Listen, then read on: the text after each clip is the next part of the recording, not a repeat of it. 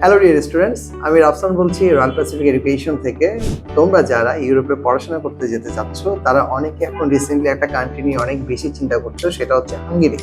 So আমরা আজকে basic কিছু ইনফরমেশন জানবো হাঙ্গেরির সম্পর্কে, যে ইনফরমেশনগুলো তোমাকে তোমার এলিজিবিলিটিটা সেলফলি চেক করতে অনেক হেল্প করবে এবং তুমি বুঝতে পারবে যে আমি কিভাবে আসলে হাঙ্গেরির জন্য প্রিপারেশনটা নিলে আমি আগাতে পারবো। ফার্স্টে আমরা কথা বলবো যে আমরা কোন ইনটেকে এখন থেকে যদি প্রিপারেশন শুরু করি আমরা যেতে পারবো। সো ফার্স্ট আমি যদি বলি, আমরা নেক্সট ইনটেকটা হচ্ছে 2026-এর জানুয়ারি ইনটেক। যারা এখন থেকে ব্যাংক স্টেটমেন্ট, ডকুমেন্ট সকল কিছু সুন্দর করে গুছানো শুরু করতে পারবে তাদের জন্য জানুয়ারি ইনটেকে যাওয়াটা অনেক ইজি হবে।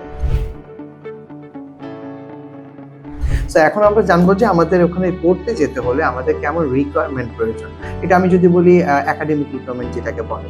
সো একাডেমিক রিকোয়ারমেন্টে যারা ব্যাচেলর এবং মাস্টার্স পড়তে যেতে চাচ্ছে তাদের মোটামুটি যেন 55 থেকে 60% মার্কস যেন থাকে। এই মার্কসটা যদি তাদের থাকে তাহলে সেক্ষেত্রে তারা খুব ইজিলি অ্যাপ্লাই করতে পারবে।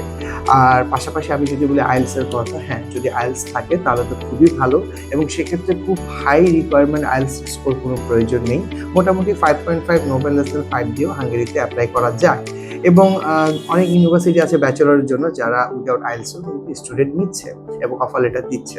সো এই বেসিক রিকোয়ারমেন্টগুলো আমি যদি বলি মোটামুটি যদি থাকে তাহলে সেক্ষেত্রে সে প্রাইমারি স্টেজে নিজেকে এলিজিবল মনে করে হাঙ্গেরির জন্য আগাতে পারে। সো সেকেন্ড সব থেকে পয়েন্টটা হচ্ছে যে ভাই আমার বাজেট। আচ্ছা, যাদের বাজেটটা একটু টাইট বা লো বাজেট তাদের জন্য হাঙ্গেরি খুবই ভালো একটা অপশন। এবং হাঙ্গেরিতে আমি যদি বলি ব্যাচেলর এবং মাস্টার্স পড়তে গেলে মোটামুটি 4 থেকে 8 লাখ টাকা যদি পার ইয়ারলি টিউশন ফি বাজেট রাখা যায় তাহলে সেক্ষেত্রে মেইন সিটি যেটা আছে, সবাই চায় একটা কান্ট্রির মেইন সিটি নিয়ে যেতে, বুডাপেস্ট। সো চাইলে কিন্তু সবাই বুডাপেস্টে কিন্তু ভালো একটা ইউনিভার্সিটিতে কিন্তু তারা কিন্তু পড়াশোনা করতে পারে। সো 4 থেকে 8 লাখ টাকা আমি মনে করি ইউরোপে ইয়ারলি এটা খুব রিজনেবল একটা প্রাইস। যাদের এইরকম বাজেটের মধ্যে চিন্তা ভাবনা আছে তারা কিন্তু হাঙ্গেরিকে কিন্তু কনসিডারেশনে রাখতে পারে।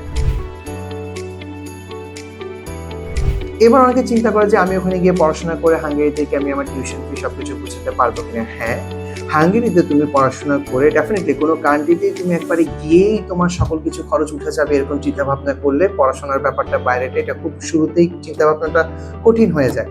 তুমি গিয়ে প্রথম 5-6 মাস তোমাকে যে কোনো জায়গায় জব খুঁজতে হবে, একটু সেট হতে টাইম লাগবে, সেখানকার পিপল, সেখানকার নেটওয়ার্ক, ওয়েদার সবকিছুর সাথে তোমার একটু অ্যাডজাস্ট করতে একটু সময় লাগবে। বাট আফটার দ্যাট টাইম তারপর তুমি খুব ইজিলি যখন একটা জব পেয়ে যাবে বা খুঁজতে থাকবে, যখন হয়ে যাবে তখন তোমার জন্য লিভিং অ্যাকোমোডেশন কস্ট থেকে শুরু করে আদার্স খরচগুলো উঠানো অনেকটা ইজি। এবং এটা হাঙ্গেরিতে অনেকটা সহজ, কারণ হাঙ্গেরিতে মোটামুটি উইকলি 30 ঘন্টা কাজ করার একটা লং টাইম সুযোগ রয়েছে।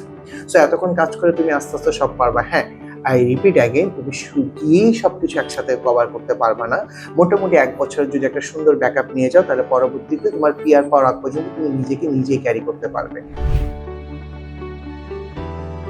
এবার আমরা আসি, অনেক গার্জিয়ানরা চিন্তা করে যে ভিসা রেশিও কেমন। হ্যাঁ, ফার্স্ট অফ অল একটা কথা হচ্ছে যে ইউরোপের সকল কান্ট্রিগুলোর এম্বাসি আমাদের দেশে থাকে না। সো আলটিমেটলি আমাদেরকে কোনো না কোনো কান্ট্রিতে অনেক দৌড়াদৌড়ি করতে হয় এই ভিসা রিকোয়ারমেন্টের জন্য। সো সেক্ষেত্রে মজার ব্যাপার হচ্ছে যে হাঙ্গেরির বাংলাদেশে এম্বাসি আছে এবং সেখান থেকে সবকিছু সুন্দর করে কমপ্লিট করা পসিবল। সো আমি যদি বলি, তোমার যদি ডকুমেন্ট প্রপার থাকে, ঠিকমতো সাবমিট করা হয় এবং সবকিছু যদি প্রপার এক্সপ্লেনেশন থাকে তাহলে হাঙ্গেরির ভিসা রেশিও যথেষ্ট পরিমাণে ভালো, এবং যারা প্রপারলি ডকুমেন্ট সাবমিট করছে তারা অ্যাজ ইউজুয়ালি ভিসা পাচ্ছে। সো সেক্ষেত্রে ভিসা রেশিও নিয়ে হাঙ্গেরির জন্য আপাততভাবে যদি কেউ চিন্তা করে, অনেকে অনেক কন্ট্রোভার্সি এবং রিউমার শুনে ভাবতেছে যে না ভিসা কমে গেছে। না, তুমি যদি এটা মনে করো যে তুমি এলিজেবল এবং তুমি রিকোয়ারমেন্ট ম্যাচ করে প্রপার ডকুমেন্টগুলো সাবমিট করছো তাহলে সেক্ষেত্রে তুমি ডেফিনেটলি ভিসার জন্য তুমি এলিজেবল হবে এবং তুমি ভিসা পাওয়ার যথেষ্ট সম্ভাবনা তোমার আছে। ফাইনালি এখন বলবো যে হাঙ্গেরি সম্পর্কে কিছু বেসিক ইনফরমেশন তোমাদেরকে দিয়েছি, বাট আরো অনেক ডিটেলস ব্যাপার আছে। একটা স্টুডেন্ট সবার প্রোফাইল ডিফারেন্ট হয়, তো সবার জায়গা থেকে এক একজনের এক্সপেকটেশন থাকে এক এক রকম। সো আমি তোমাদেরকে রিকোয়েস্ট করবো তোমরা কাইন্ডলি রয়্যাল প্যাসিফিক এডুকেশনের বনানী অফিসে আসবে এবং আমরা তোমাদের প্রোফাইল অ্যানালাইসিস করে কোনটা তোমাদের জন্য কেমন হবে সে ব্যাপারে তোমাদেরকে একটা সুন্দর কাউন্সিলিং দেবো, যেখান থেকে তোমরা একটা সুন্দর গাইডলাইন পেয়ে যাবে। সো সবাইকে welcome to royal Pacific education.